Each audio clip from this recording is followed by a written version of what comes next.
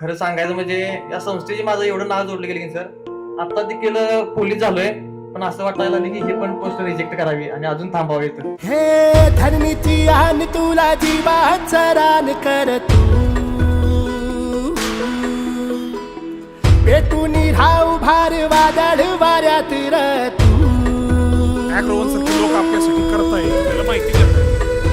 एकदा ती माहिती मिळाली की आपण आपल्या वावरात हे धरणीची आन तुला जीवाचा रान कर तू. तिघे पण सिलेक्ट झालं आणि आम्हाला खूप आनंद वाटला. सरांचं पण कौतुक करावं असं वाटतं की आणि परत असं सगळ्यांनी ऍडमिशन घेऊन सरांचं गडिंगला दादरा चंदगड काही भाग असेल सगळ्या मुलांना 11वी-12वीच्या मुलांना मी सर्वांना प्रवेश घेण्यासाठी म्हणजे घ्या असं म्हणून सांगते, इच्छा करते. आई चरून फेड तू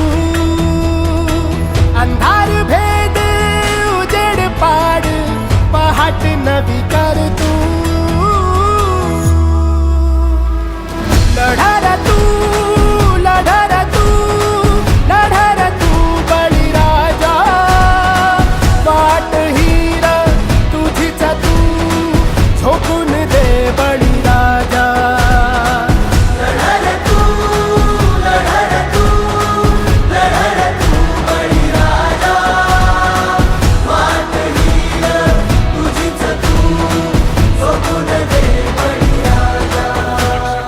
आपलं मार्केट आपणच तयार करायचं. येतील जातील संकटेही सोडू नको तू साथरा एकजुटीनं लढूया सारे घेऊन हाती हातरा. आला रे आला सिंबा आला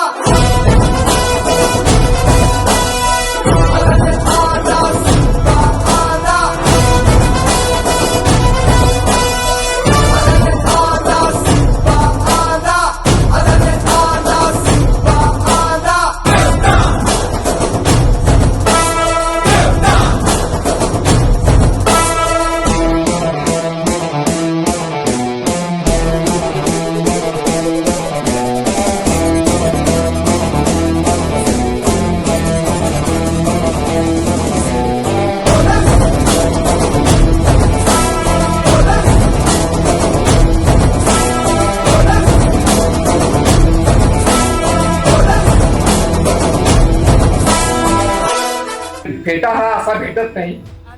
मेहती सेवा त्या मुलीने आमच्या मनात टाकलेला आहे. एवढं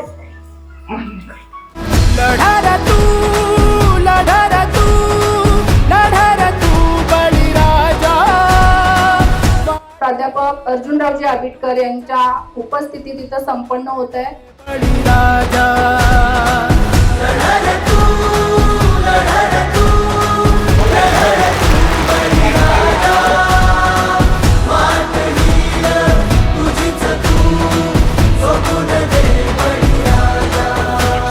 येतील जातील संकटेही सोडू नको तू साथरा एकजुटीनं लढूया सारे घेऊन हाती हातरा. नदी पेटली देवत ठेवू वातर स्वाभिमानी लढवयाही शेतकऱ्याची जात होई. आभाळाची शपथ घेऊन फुलवसार रागर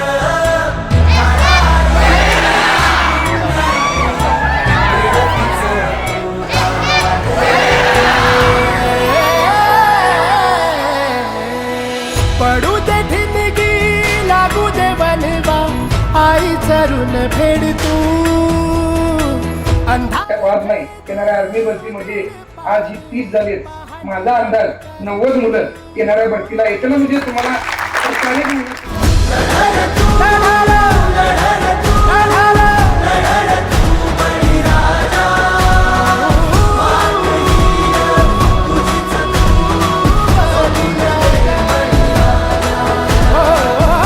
आज खरंच आपल्यासाठी आनंदाचा आणि अभिमानाचा असा क्षण आहे, कारण या बळीराजा अकॅडमीच्या माध्यमातून या आपल्या ग्रामीण भागातल्या, आपल्या सर्वसामान्य कुटुंबातल्या आणि शेतकरी कुटुंबातल्या असणाऱ्या अशा या विद्यार्थ्यांचा कठोर कष्ट, प्रामाणिकपणा, शिस्त आणि जिद्द या जोरावरती या मुलांनी आज आपल्या मुंबई पोलीस भरती मध्ये यश मिळवलेलं आहे. आणि खरंच हे यश म्हणजे आपल्या या 25 कुटुंब यातून उभी राहिलेली आहे आणि या 25 मुलांच्या आई वडिलांच्या चेहऱ्यावरचा आनंद बघणं याच्यासारखं मला वाटत नाही की दुसरं कुठलं भाग्य असेल. राजा वाट हिरा तुझीच तू झोपून माझी बॉडी जरा म्हणजे जास्त होती आणि मला फिजिकल करायला त्रास व्हायचा. माझं गुडघं सुजायचं, परत माझ्या कमरेचा त्रास व्हायचा. आज सगळं माझं त्रास सुरू झाला. नंतर सरांनी सांगितलं की तू काय करू नकोस, तू चाल.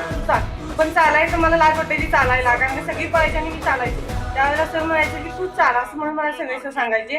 पण मी त्यावेळेला हळूहळू रनिंगच करायचो, कारण का मला माहिती होतं की मला करायचं आहे पहिल्याच प्रयत्न. संकटेही सोडू नको तू साथरा, एकजुटीनं लढूया सारे.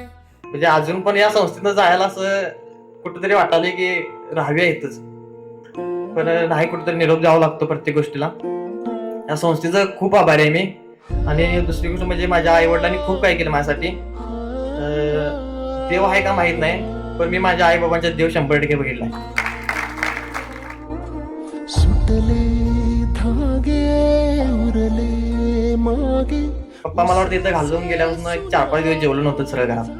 मला नंतर मम्मी म्हणली, म्हणजे वडिलांचं कसं असते, मुलांच्यावरती खूप प्रेम असते, पण कधी दावत नाहीत मुलग्याला की माझं तुझ्यावरती प्रेम आहे असं.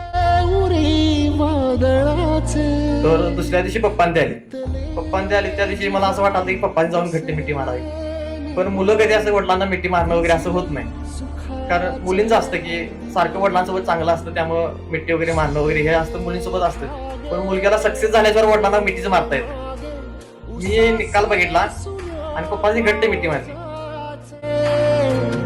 विरले सारे नशिनी आले निखारे उरी. आणि या केंद्राच्या आजच्या आठवणीमध्ये स्वर्गीय अण्णांची आठवण ही महत्वाची, कारण इथं जे जे विद्यार्थी मनोगतामध्ये व्यक्त होत होते त्यांनी सुद्धा सगळ्यांनी आठवण काढली. जास्तीत जास्त लोकांना सहकार्य करावं, गोरगरिबांना मदत करावी, अशा पद्धतीचं काम केल्यानंतर खऱ्या अर्थानं या अकॅडमीचं नाव आहे बळीराजा.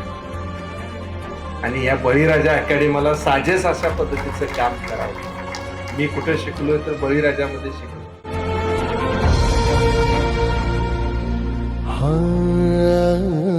जळत्या भुई न करता एकदा चूक झाली किंवा एकदा कमी पडला म्हणून थांबला नाही, परत एकदा त्यांना संधी दिला आणि या ठिकाणी परत आज ते या ठिकाणी यश संपादन करू शकलो.